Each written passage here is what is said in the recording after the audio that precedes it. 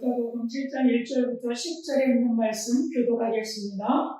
예수께서 모든 말씀을 백성들에게 들려주시기를 마치신 후에 가버나움으로 들어가시니라.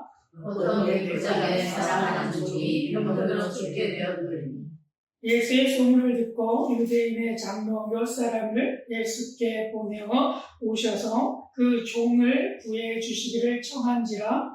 이에 그들이 예수께 나와 간절히 구하여 이르되 이 일을 하시는 것이 이 사람에게는 합당하니이다. 그가 우리 민족을 사랑하고 또한 우리를 위하여 회당을 지어나이다 하니 예수께서 함께 하실세 이에 그들이 놀지 아니하여 백부장이 그들을 보내어 이르되 주여 도와주시지 마옵소서 내 집에 들어오심을 나는 감당하지 못하겠나이다. 그러므로 내가 주께 나아가기도 감당하지 못할 줄을 알았나이다. 말씀만 하사 내 아이를 낫게 하소서. 나도 남의 수하에 든 사람이요 내 아래에도 병사가 있으니 이들을 하라 하면 하고 저들을 오라 하면 오고 내 종들은 이것을 하라 하면 하나이다.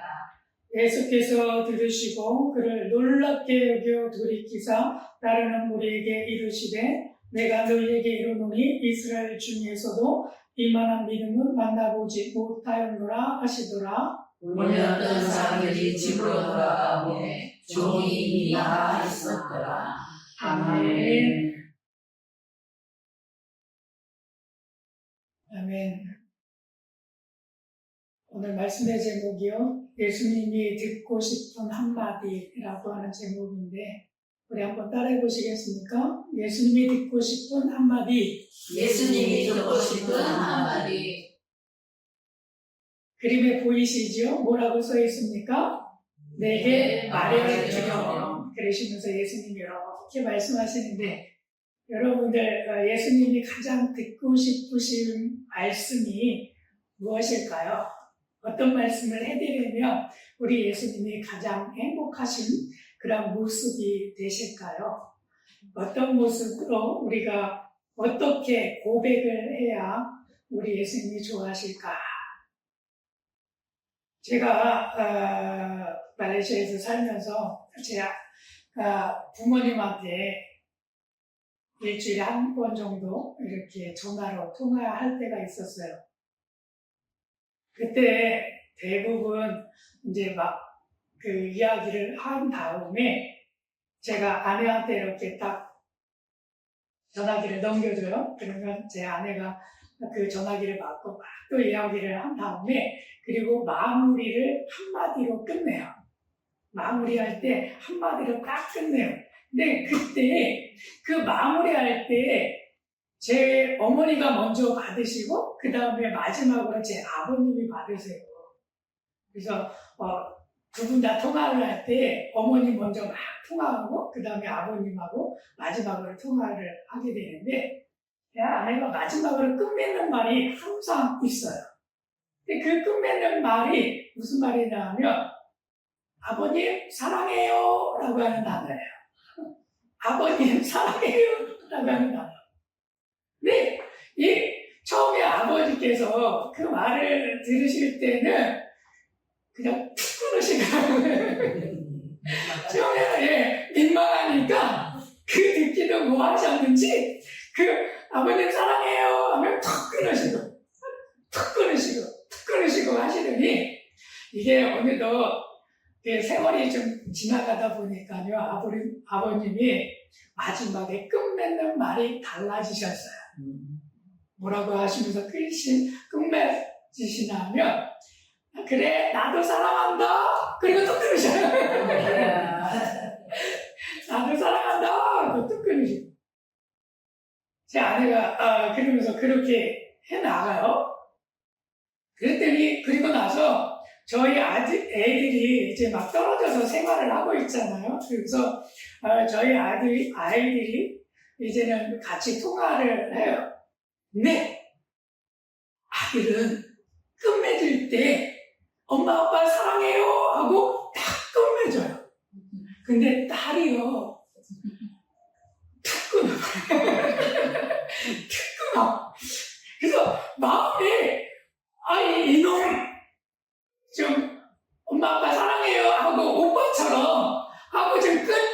되지. 이게 그 말도 하지 않냐고 툭 끊어요.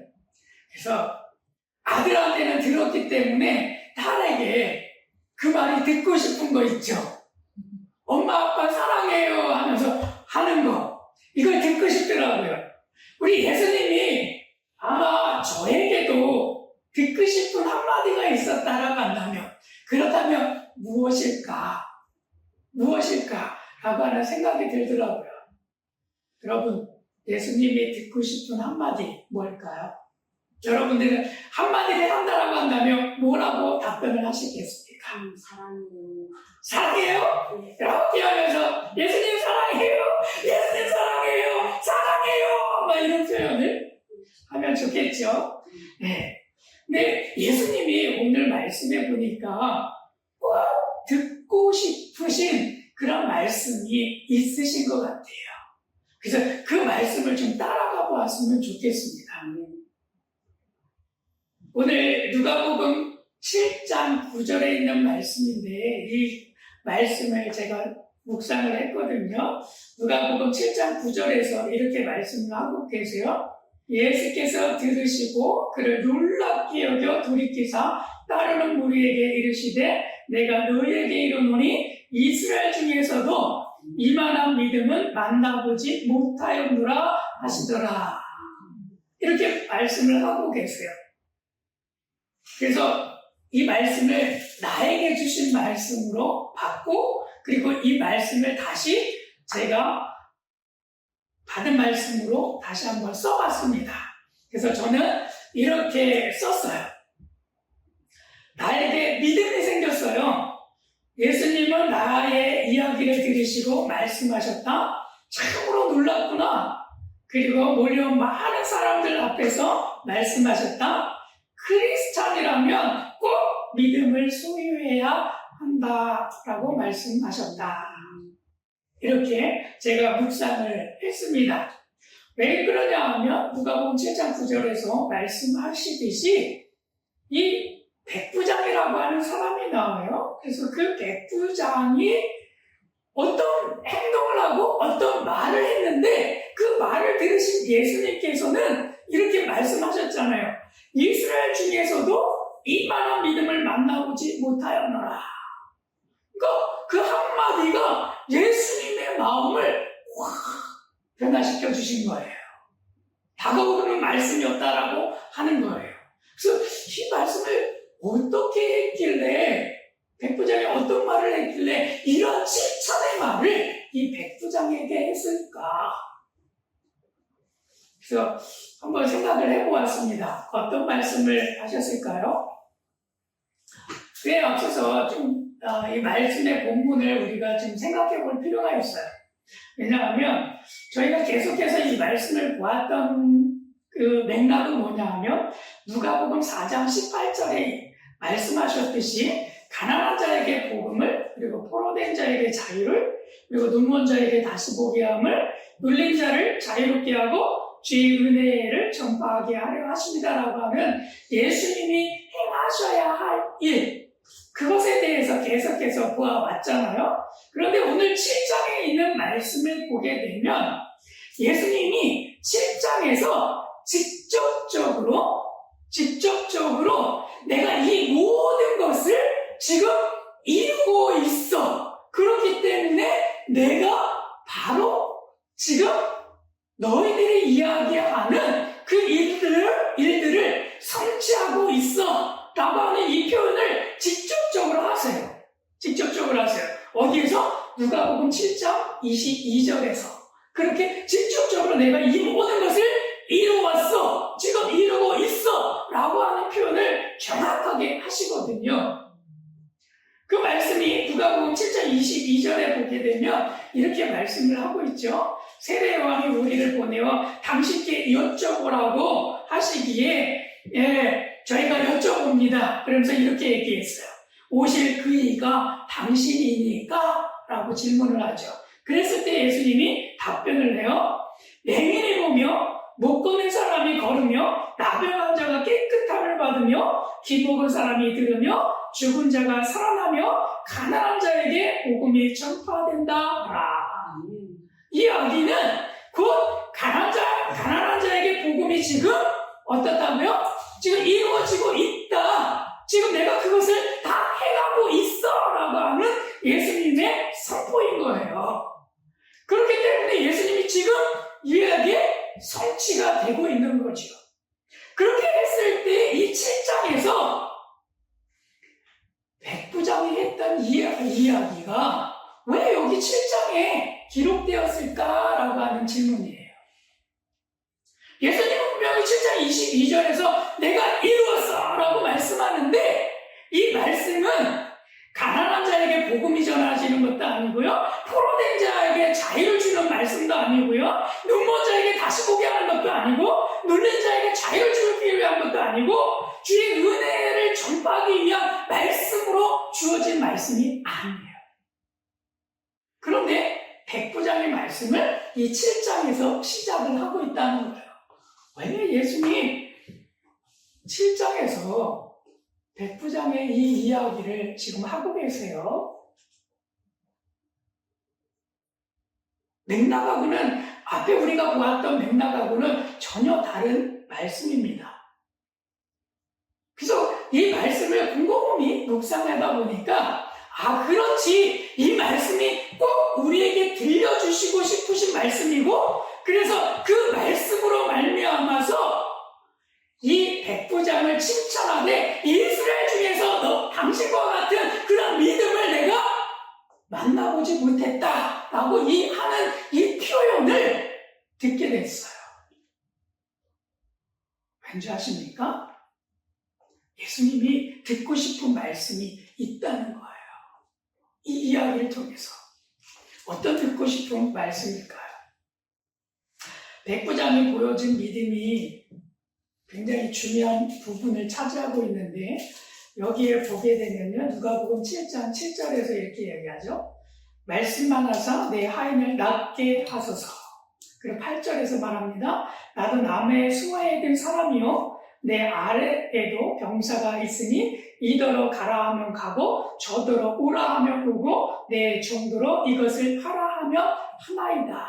이 말을 들으신 다음에 예수님이 이만한 믿음을 가진 자가 이스라엘 중에 없다라고 말씀하시면서 칭찬하신 거거든요.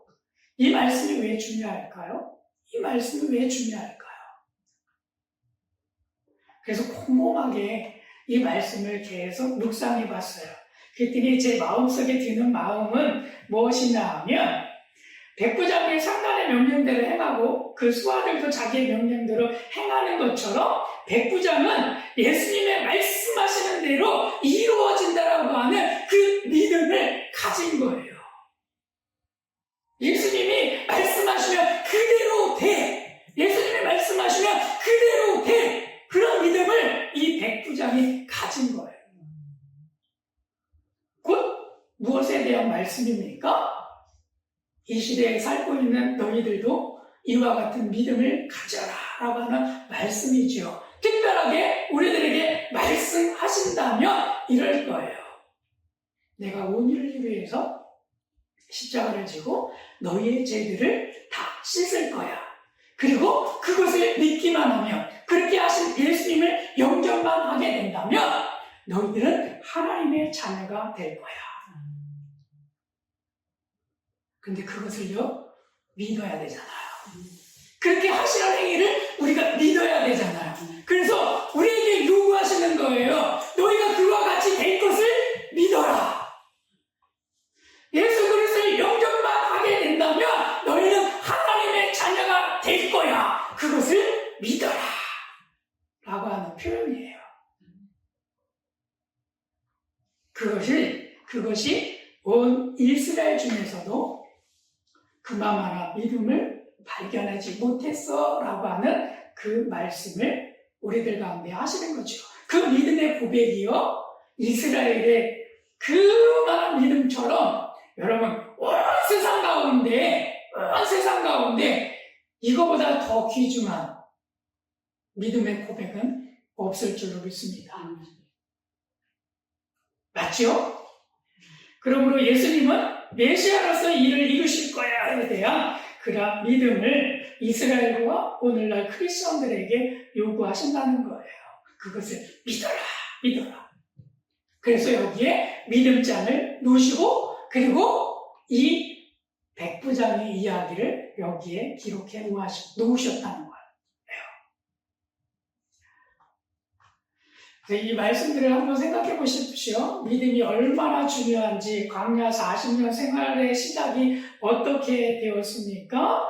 그들에게, 너희들에게 젖과 꿀이 흐르는 땅을 줄 거야. 그러니까 지금 출애굽했으니까 너희들이 그 땅에 들어가야지. 라고 말씀하시면서 하나님께서 이스라엘 백성들을 인도하시잖아요. 근데 그 광야길에 갔을 때 가데스 바네아에 도착하게 되었을 때 그들에게 정탐꾼을 보냅니다. 12명의 정탐꾼이 가나안 땅에 들어가서 정탐을 합니다. 그랬을 때 12명이 다 돌아와서 10명이 고백합니다. 그 땅은요 너무나 큰 사람들이 있기 때문에 우리가 나아가서 점령하지 못할 겁니다.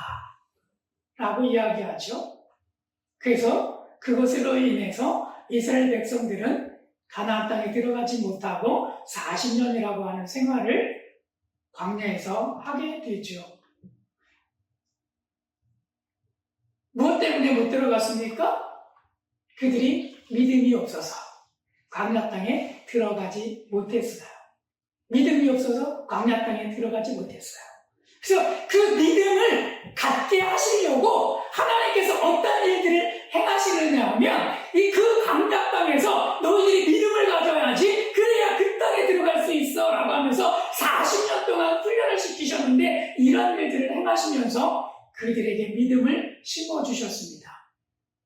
낮에는 구름 기둥으로 밤에는 불 기둥으로 보호하시면서 내가 너희들과 항상 함께하고 있어. 믿음을 가져. 말씀하시죠? 광야에서 만나와 메추라기를 먹이시면서 그리고 물을 공급하시면서 이 기적적인 방법들을 통해서 매일매일 너희가 이것을 받음을 통해서 믿음을 가져. 믿음을 가져. 믿음이 있어야 그 땅에 들어가지. 믿음을 가져. 그리고 의복이 헤어지지 아니하고 발이 부르트지 아니었다라고 말씀을 신명기 8장 4절에서 하고 있습니다. 무엇입니까? 광야 속에서 보호하실 때 의복이 헤어지지 아니하도록 늘 하나님께서 맑게 하셨다는 거예요. 그리고 발이 부르트지가 않았대요. 어떻게 움직이든지 간에 발이 부르트지도 아니하도록 그 발을 늘 보호하셨다라고 말씀하십니다. 그것을 통해서 내가 너희들과 지금 함께하고 있어. 그렇기 때문에 너희들이 믿음을 가져. 믿음을 가져. 그 믿음을 가져야 그 가나안 땅에 들어갈 수 있어. 라고 하는 말씀을, 메시지들을 계속해서 40년 동안 하게 돼요. 그렇게 됐을 때 여러분 슬로브앗의 딸들의 이야기가 민수기 27장에 나와요. 그래서 이 슬로브앗의 딸들이 굉장히 우리들 가운데 믿음 가운데서 굉장히 중요한 부분을 차지하고 있어요. 왜 그러냐 하면 이 슬로브앗 딸들이요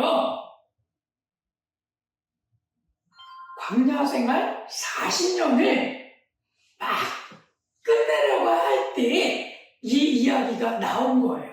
그리고 여호수아에게 모세가 내가 다음에 지도자야 라고 기름 부으면서 세우기 바로 직전에 일어났던 일이 바로 슬로브앗 딸들이 보여준 믿음이에요. 그래서 굉장히 중요한데 광야 생활 40년을 끝맺음하고 젖과 꿀이 흐르는 가나안 땅에 들어가게 되는 그러한 일에 아주 출발점이 되는 귀한 말씀이 이 슬로브앗의 딸들의 믿음이에요. 이 딸들에게 어떻게 이 말씀이 이루어지느냐 하면 민수기 27장에 보게 되면요 요셉의 자손들 가운데에 슬로브앗이라고 하는 사람이 있어요. 근데 그 사람이 딸만 있고 아들이 없어요. 딸만 있고 아들이 없어요. 그래서 그 딸들이 젖과 꿀이 흐르는 가나안 땅에 들어가게 된다면 남자들만 그 땅을 유업으로 받을 수 있는 이스라엘 법이 있었기 때문에 자기 자신들은 땅 한 평도 얻을 수가 없는 거예요. 왜 그러냐 하면 아들이 없기 때문에 그렇다는 거예요. 그래서 모세 앞에 그리고 지도자들 앞에 나아가서 당당하게 요구해요. 지도자요, 왜 우리 아버지의 그러한 그 분깃을 왜 우리에게는 주지 않습니까? 우리가 딸들이기 때문에 왜 우리는 제해두고 우리에게는 주지 않습니까? 그리고 컴플레인을 해요. 그랬을 때 이 모세가 그 말을 듣고 하나님 앞에 나아가요. 하나님 어떻게 할까요? 하나님, 우리 이스라엘 법으로는 남자들에게만 땅을 유업으로 물려주는 그런 법이 있는데 그렇게 보게 되면 이 딸들에게는 아무것도 줄 게 없어요. 그런데 저들이 지금 요구하고 있어요. 그러니 하나님 어떻게 해야 돼요? 라고 질문을 하죠. 그랬을 때 하나님이 그 슬로브앗의 딸들의 말이 옳으니까 그들의 소원을 들어주어라 라고 말씀합니다. 여러분, 슬로브앗의 딸들의 믿음이 뭐예요? 자기들은 받을 게 하나도 없는 거예요. 받을 수조차 없는 거예요. 그런데도 불구하고 그 젖과 꿀이 흐르는 땅에 이제 들어갈 거야. 그렇기 때문에 그 땅에 우리도 취할 거야. 그 땅에서 우리에게 주시는 하나님의 은혜를 우리도 누릴 거야. 그것을 우리에게도 주십시오 라고 하는 믿음의 고백을 하는 거예요. 그래서 그것을 들어줘라 라고 말씀하죠. 그래서 이것을 들어주고 난 다음에 이스라엘 백성들이요, 광야 생활 40년을 청산을 해요. 끝내요. 40년 방황의 길을 끝내요. 그리고 다 추스려가지고 젖과 꿀이 흐르는 땅, 여호와를 중심으로 해가지고 그 땅을 들어가는 거예요. 이 고백이 있었기 때문에 그렇다는 거예요. 그런 거와 마찬가지로 백부장에 했던 이 믿음의 고백은요, 우리가 앞으로 하늘 예수님께서 이루실 일, 그것을 위해서 말씀대로 이루어질 거야 라고 하는 이 믿음을 가져야만 모든 것을 취할 수 있다는 거예요. 그래서 그 말씀이 중요한 포인트가 되는 거거든요. 그래서 우리에게 이 7장에서 백부장의 이야기를 기록해 놓고 우리에게 들려주시는 말씀이 되는 거죠. 무엇과 같이 이 슬로밧의 딸들의 믿음처럼 그것을 소유하게 하기 위해서 그렇다는 거예요. 그렇다고 한다면 우리가 한번 생각해 볼 필요가 있어요. 나는 이 백부장이 그런 믿음을 보여줬잖아요. 믿음의 고백을 그렇게 했잖아요. 그리고 슬로밧의 딸들도 그렇게 믿음으로 고백해가지고 40년의 광야 생활을 청산하고 젖과 꿀이 흐르는 땅에 들어가게 했잖아요. 그런 것처럼 내가 예수님께 보여주는 그런 믿음이 있다고 한다면 어떻게 하는 것이 내가 최고의 믿음으로 보여드리는 것일까? 그런 생각을 하게 됐어요. 여러분, 어떻게 해야 내가 예수님 앞에 저 이렇게 했어요 라고 보여드릴 수 있을까요? 제가 묵상한 말씀이 이거잖아요. 나에게 믿음이 생겼어요. 예수님은 나의 이야기를 들으시고 말씀하셨다. 참으로 놀랐구나. 이렇게 제가 썼잖아요. 그리고 무려 많은 사람들 앞에서 말씀하셨다. 크리스찬이라면 꼭 믿음을 소유해야 한다고 말씀하셨다. 이렇게 했을 때 나에게 믿음이 생겼어요. 나에게 믿음이 생겼어요. 그래서 그 믿음을 예수님 앞에 고백해야 되겠구나라는 생각을 하게 된 거예요. 그래서 제가 이런 고백을 좀 하고 싶어요.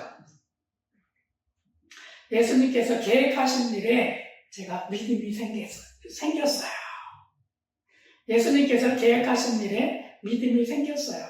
그래서 이 이야기를 들으시고 아마도 참으로 놀랍구나 그 표현을 해주시는 그런 마음을 확 느끼게 됐거든요. 여러분 한번 들어보시기 바랍니다. 제가 2025년도 5월 6일 날에 꿈을 꿨어요. 그 꿈속에서 어떤 일이 벌어졌냐면 제가 시골 집에 갔는데 어떤 사람이요 뱀을 파는다고 하면서 왔어요. 그래가지고 뱀 사세요 하고 우리 시골집에 왔어요. 대문 안으로 또 들어왔어요. 그 사람이 이야기합니다. 이 뱀을 사세요. 그리고 이 뱀을 가지고 푹 가가지고 몸보신하세요. 그러면서 찾아왔어요. 근데 그 뱀을 보니까 황구렁이에요. 이렇게 두꺼운 뱀 있잖아요. 그 동남아시아 보면 막 이렇게 두들들 많은. 그런데 노란 구렁인데 너무나 큰 그 구렁이었어요. 이것을 잡아가지고 먹으면 보약이 된다고. 이거 사라고. 그 이야기하면서 다가왔습니다. 그래서 제가 그것을 사가지고 자리에다가 딱 담아가지고 제 차에다가 탁 실었어요. 그랬더니 꿈속에서 그 실었던 그 안에 그 구렁이가요, 뭐 어떻게 했는지 모르겠는데 차가 우당탕탕 하면서 막 들썩하면서 차 안에서 막 무슨 일이 막 벌어지고 있는 거예요. 그래가지고 이게 무슨 일이야 하고 차를 다시 그 안에 넣었던 그 자루를 다시 열기 위해서 딱 열었더니요, 자루도 온데간데 없이 요만한 스티로폴 안에 그 구렁이가 들어가 있었는데 이렇게 두꺼운 게 아니라 이렇게 큰 것이 아니라 막 후다닥닥닥 하면서 이렇게 조그매진 지렁이처럼 이렇게 조그매진 것이 되어지고 그리고 스티로폴 안에 들어가 있더라고요. 그래서 그것을 제가 딱 잡고 와가지고 하나님 앞에 기도를 한 거예요. 하나님, 이게 무슨 일이에요? 무슨 일이 지금 벌어진 거예요? 무슨 일이 벌어진 거예요? 그렇게 기도하는데, 꿈속에서 기도하는데 그런 마음으로 탁 안겨주시더라고요. 뱀이 사단으로 둔갑해가지고 다가오는데 그거 어떻게 다가왔느냐 하면 그거 먹으면 보약이 된다고 너를 속이면서 그러면서 다가온 거야. 근데 사람들은 그거 알지 못하고 보약이 된다고 그 뱀을 다 잡아먹는 거야. 근데 누가 그렇게 하려고 했을 때 차 안에 탁 들어가서 탁 하면서 그것들이 다 변화돼가지고 지렁이처럼 작게 변했잖아요.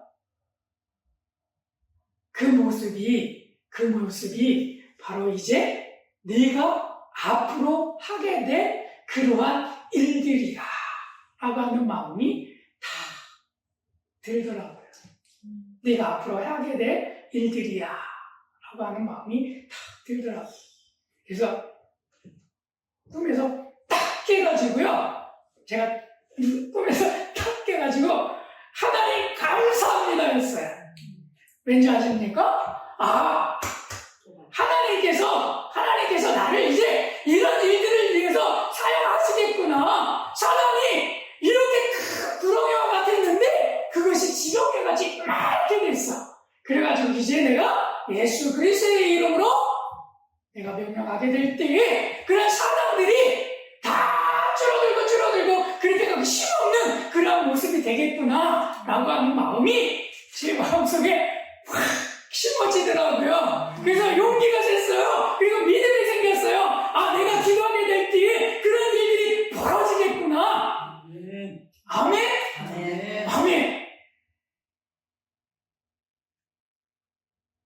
그러면서 제 마음에 이 말씀이 떠올랐어요.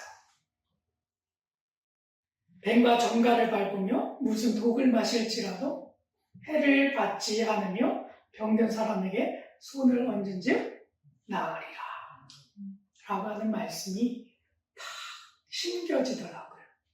이 말씀이 누가복음 10장 19절에 그리고 마가복음 16장 18절에 두 군데 나와 있는 말씀인데, 이 말씀을 보면요, 누가복음 10장 19절에서는 이렇게 얘기합니다. 내가 너희에게 뱀과 정갈을 밟으며 원수의 모든 능력을 제어할 권능을 주셨으니 너희를 해할 자가 없으리라. 아멘. 마가복음 16장 18절입니다. 뱀을 집어 올리며 무슨 독을 마실지라도 해를 받지 아니하며 병든 사람에게 손을 얹은즉 나으리라. 이 말씀이 두 군데 있는 기록의 말씀인데 저에게 다가온 말씀은 이거였어요. 뱀과 정갈을 밟으며 무슨 독을 마실지라도 해를 받지 아니하며 병든 사람에게 손을 얹으면 나으리라. 이 마음을 확 심어주셨어요. 이 말씀이 저에게 믿음으로 다가오더라고요. 그래서 하나님 이 말씀대로 이루어주세요. 아멘. 하나님 이 말씀대로 이루어주세요. 하나님 이 말씀대로 이루어주세요. 이게 제가 예수님께 보여드린 믿음입니다. 아멘. 하나님께서 행하시겠구나. 이런 일들 계약하셨구나. 하나님 믿음이 생겨요. 이런 일들이 일어날 것에 대해 믿음이 생겨요. 그래서 그 믿음을 하나님 앞에 그런 고백으로 올려드렸습니다. 여러분들 믿음을 가지시오.